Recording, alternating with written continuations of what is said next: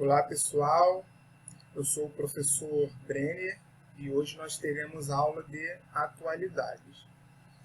Na aula de hoje nós iremos falar de um assunto que é muito atual, está na pauta de diversos meios de comunicações, tanto na televisão, nos jornais, nos blogs, nos sites, que é a relação do Brasil com a China. Ultimamente, principalmente depois da eleição do atual presidente Jair Bolsonaro, essa relação no quesito diplomático, ela houve alguns atritos com o ataque de ambos os lados.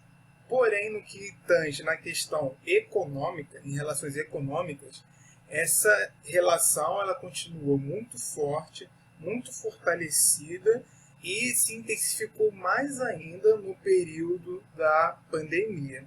Só para vocês terem uma noção, nos últimos 2 anos, 18 e 19, antes do início da pandemia em 2020, a balança comercial, as trocas comerciais entre esses dois países, ele tinha crescido numa média de 1%, tanto em 2018 quanto em 2019.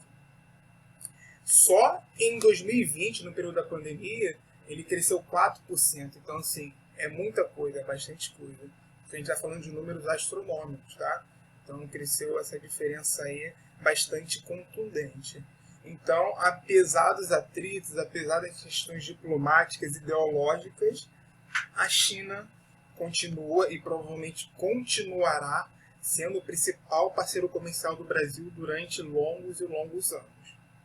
Então, aqui, para a gente começar a adentrar nesse assunto aqui nessa aula, eu separei uma questão do Enem 2020. Então, nessa questão do Enem, nós iremos analisar alguns fatores e algumas características da relação da China com o Brasil. Tá? E depois eu separei mais uma outra questão, que é uma relação muito próxima que a China exerce com outras áreas do planeta. Então, vamos lá iniciar a leitura aqui da questão. Embora inegáveis, os benefícios que ambas as economias têm auferido do intercâmbio comercial, o Brasil tem reiterado seu objetivo de desenvolver com a China uma relação comercial menos assimétrica. Tá? Daqui a pouco nós iremos explicar o que significa essa relação comercial menos assimétrica. Tem todo um contexto histórico por trás disso. Os números revelam com clareza a assimetria. As exportações brasileiras de produtos básicos, especialmente soja, minério de ferro, petróleo, compõem, dependendo do ano, algo entre 75% e 80% da pauta, ao passo que as importações brasileiras consistem aproximadamente em 95% de produtos industrializados chineses, que vão desde os mais variados bens de consumo até máquinas e equipamentos de alto valor agregado, que no caso o texto não fala, mas de alto valor agregado. Então aqui o texto ele já traz informações muito importantes para nós. Primeiro, ele fala de uma relação assimétrica que vem cada vez mais, tá? Essa relação assimétrica ela vem cada vez mais aumentando. Então aqui uma dica bem tranquila, bem fácil, que provavelmente você já está um craque nela. Pegando o texto da questão Enem, grifa aqueles termos que são mais importantes, aqueles termos conceituais, que a partir desses termos conceituais, ele vai dar uma direção, vai dar um direcionamento melhor na hora de resolucionar a questão. Então, o que significa essas relações assimétricas? Vamos lá passar o slide aqui, para nós falarmos sobre essa relação assimétrica. Antes de entrar nela, eu separei aqui rapidamente uma reportagem da CNN desse mês, em que fala exatamente do que nós estávamos falando no início aqui da explanação da aula, da crescente dependência do Brasil em relação à China. Tá? Porque a China é uma das maiores economias do mundo, a maior população do mundo. Tá? O Brasil é um país agroexportador, então o Brasil depende muito da exportação para a China. Então aqui ela fala que essa dependência em relação aos países asiáticos bateu o recorde do ano passado, ou seja, a dependência do Brasil. aqui no subtítulo, e deve ficar ainda maior nos próximos anos. É só para ratificar aquilo que eu falei anteriormente, que essa dependência para com a China, ela tende a aumentar, tende a se estender durante os próximos anos e se perpetuar por muitos anos. Vamos falar aqui então das relações assimétricas. Deixa eu só baixar meu videozinho aqui para vocês pegarem o título. Relações comerciais assimétricas. Vocês podem falar, professor, o que significa essas relações comerciais assimétricas? Antes de nós adentrarmos especificamente nesse conceito, nós precisamos relembrar o conceito de DIT. DIT, essa siglazinha aqui, DIT, que significa nada mais, nada menos do que divisão internacional do trabalho. O que significa essa divisão internacional do trabalho? Tá? Desde lá de 1500, quando nós estudamos globalização, nós começamos a considerar um período de fato, o marco inicial da globalização, com as grandes navegações, tá? A partir de 1500. Houve trocas comerciais entre diferentes continentes antes desse período. Tá? Se nós formos puxar na própria história da China, a China ali, já no século XIII, XII, ela tinha frotas gigantescas de navios que cruzavam o Oceano Pacífico em trocas comerciais com parte da Oceania, África, do continente africano, da Ásia Central. Então, sim, mas o marco inicial utilizado é a partir de 1500, que é utilizado ali como o início da globalização. Então, a partir desse marco, as trocas comerciais elas passaram a se desenvolver cada vez mais, essas trocas comerciais. E aí, o que acontecia? Eu tinha uma troca comercial aqui, ó, dos países desenvolvidos, tá? As primeiras, com os países subdesenvolvidos, ou as colônias, tá? Vamos colocar aqui também como colônias. E aí, o que a DIT ela vai nos explicar, vai nos ajudar a entender que cada país ou cada território desse, ele tinha um papel nessa divisão internacional. Determinados países iam fornecer matéria-prima, outros países iam fornecer produtos industrializados. Então, essa divisão ela ficou conhecida como Divisão Internacional do Trabalho.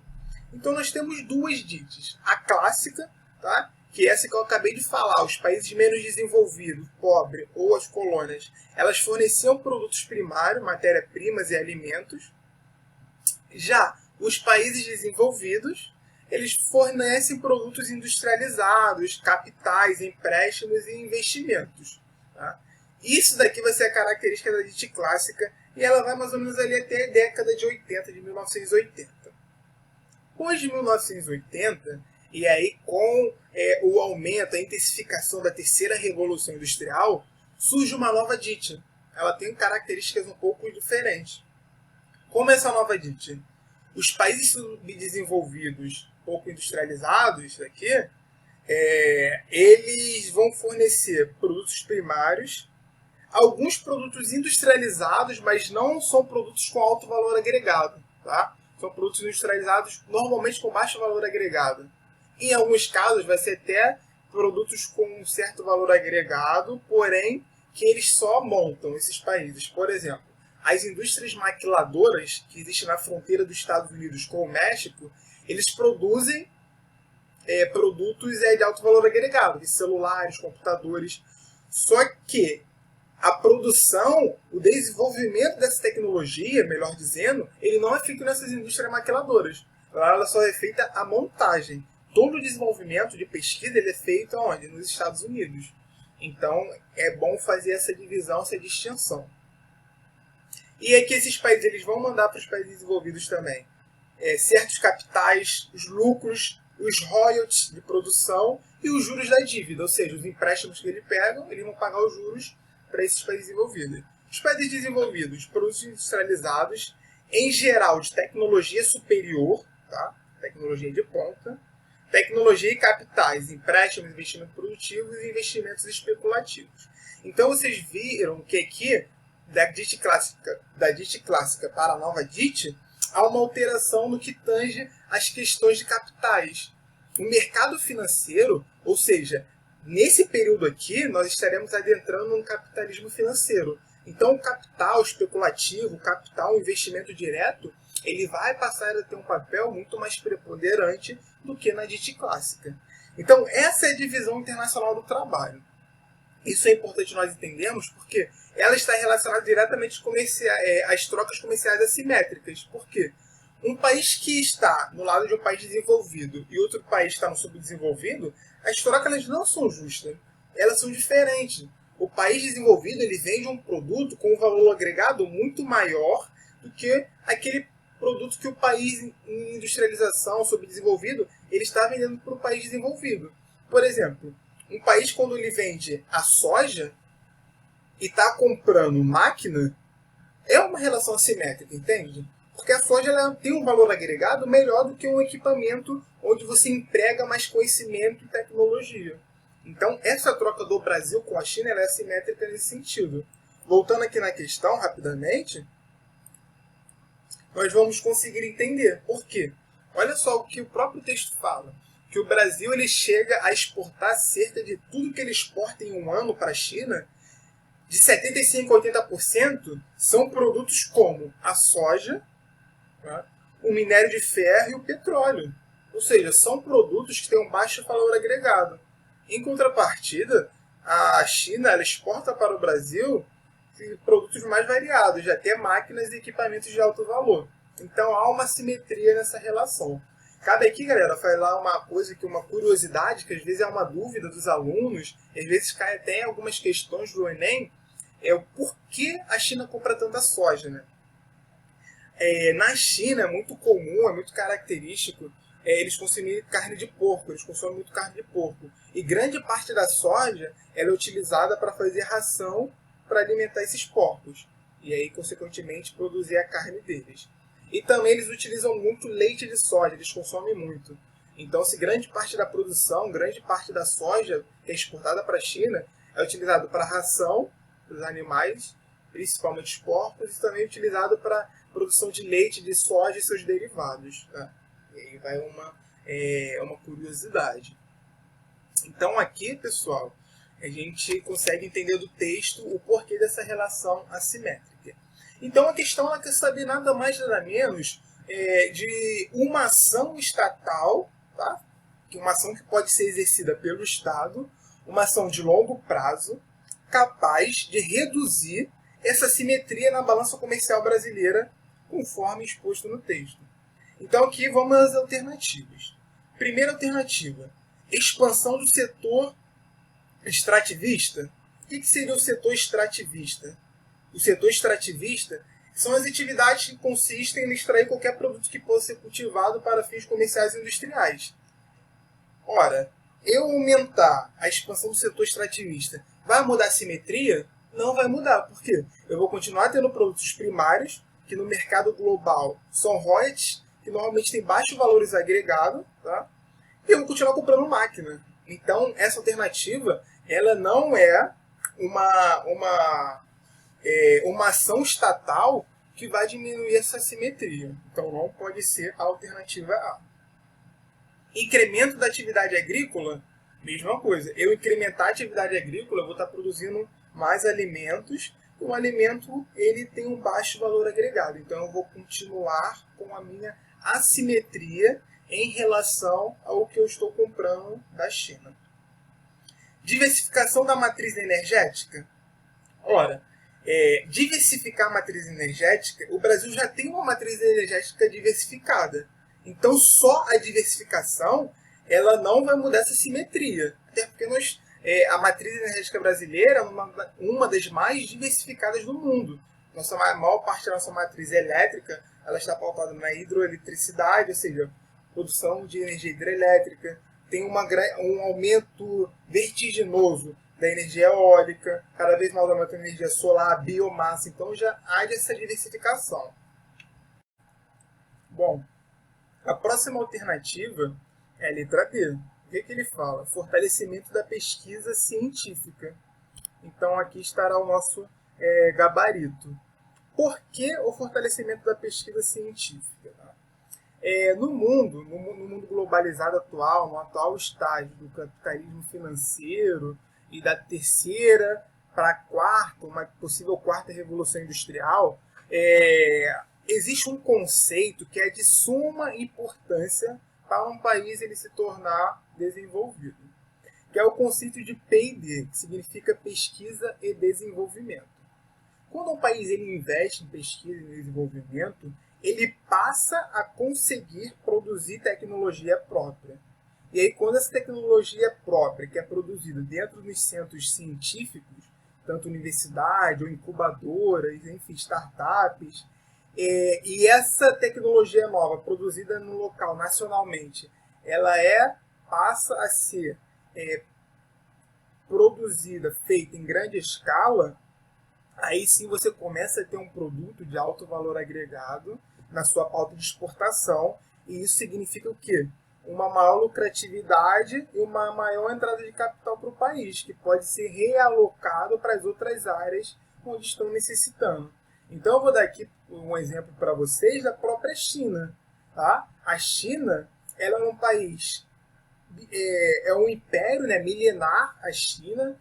Vai aqui até uma sugestão de livro aqui, tem um livro sobre a China, o nome do livro sobre a China, do Henry Kissinger, que é um diplomata muito famoso americano que conta a história chinesa desde os primórdios, de onde tem conhecimento, até os dias atuais. E aí a China ela é um país majoritariamente camponês agrícola até 1949, tá? Quando ocorre a Revolução Chinesa com Mao Tse-tung. A partir da Revolução Chinesa com o Mao, uma revolução socialista, começa já a ter uma mudança ali, o início do aumento, um aumento meio que incipiente, mas um certo aumento da urbanização, tá? E aí, quando Mao morre, em 1976, o Deng Xiaoping ele assume, ele começa a implementar algumas reformas. Essas reformas consistem em abertura econômica, em um maior desenvolvimento do parque industrial, pautado no investimento em pesquisa e desenvolvimento. Então, Deng Xiaoping ele passa a investir mais em pesquisa e desenvolvimento, e aí isso vai se perpetuando com os outros líderes até chegar agora em Xi Jinping.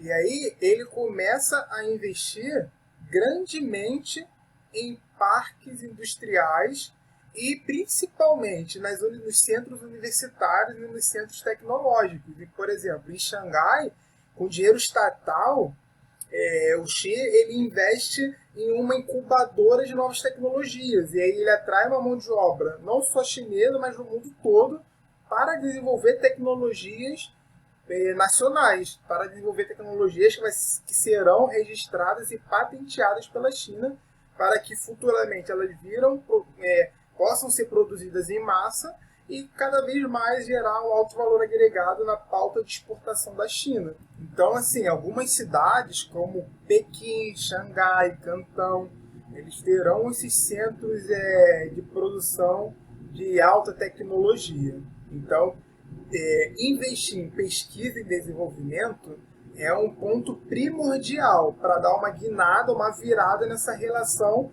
assimétrica entre dois países. Então, essa será a alternativa correta. Um outro exemplo aqui que eu posso dar para vocês, que é o mais tradicional, o mais clássico, é o do Japão. Tá? O Japão, ele adentra no século passado como um país que estava passando ali por algumas reformas da era Meiji. Só que eram algumas reformas pautadas em um conceito imperialista. Tá? O Japão estava expandindo ali os seus domínios no Sudeste Asiático, nos países ao redor, para adquirir matéria-prima para conseguir colocar para frente o seu processo de industrialização. Vem a Segunda Guerra Mundial, o Japão é destruído e sofre várias sanções. E aí, como que o Japão ele consegue sair de um país destruído lá para a Segunda Guerra Mundial, para na década de 80, 90 ser a segunda maior economia do mundo? Investindo em pesquisa e desenvolvimento. O que eles fizeram? Eles tinham uma população numerosa, começaram a produzir manufaturados ali com baixo valor agregado, tá? Até tinha alguns certos produtos ali que utilizavam uns equipamentos industriais, mas sempre com baixo valor agregado. E aí tem um exemplo que é o da Nike. O dono da marca Nike, ele começou comprando sapatos japoneses, ele é norte-americano, e ele levava esses sapatos para os Estados Unidos e só colocava o logo da empresa. E passou a vender muito. Então o Japão ele vendia esses que a gente conhece como Xing Ling. Quem começou a vender, que a gente conhecido como produtos chineses, e começou a vender esse Xing Ling foram o Japão. E aí eles conseguiram renda com isso, conseguiram dinheiro, capital, e esse capital foi investido o quê? Em pesquisa e desenvolvimento. Eles entenderam que para eles superarem o subdesenvolvimento, precisariam investir massivamente em pesquisa e desenvolvimento. Então, eles começam esse processo e alavanca e se torna a segunda maior economia do mundo. Então, alguns autores até utilizam o Japão como exemplo de um pássaro. Alguns pássaros, quando eles estão voando em grupo, eles têm um pássaro que vai na frente direcionando os outros vêm atrás, normalmente em formato de V. Então, alguns autores utilizam aqui o Japão, esse pássaro que vai na frente. Depois, vários outros países veio atrás do Japão copiando esse modelo. Tá? Então, por exemplo, quando nós formos falar de tigres asiáticos, vocês verão que o conceito ali, o desenvolvimento, é pautado basicamente no mesmo modelo. Os novos tigres asiáticos também. Então, investir em pesquisa científica é de suma importância para que o Brasil possa quebrar essa relação assimétrica e começar a produzir produtos de alto valor agregado e colocá-los, esses produtos, na sua pauta de exportação. Tá certo? Por último aqui, para nós olharmos e analisarmos essa última alternativa, é monitoramento do fluxo alfandegário. Monitorar o fluxo alfandegário é muito mais relacionado a questões de segurança nacional. Tá? Então, não aumentar o aumento, ou seja, aumentar o contingente de fiscalização da Receita Federal, da Polícia Federal, isso por si só ele não vai quebrar essa relação assimétrica. Então não poderia ser essa alternativa da letra E. Tá bom, galera? Vamos ficar por aqui por hoje, tá? Espero que vocês tenham gostado da aula e até a próxima.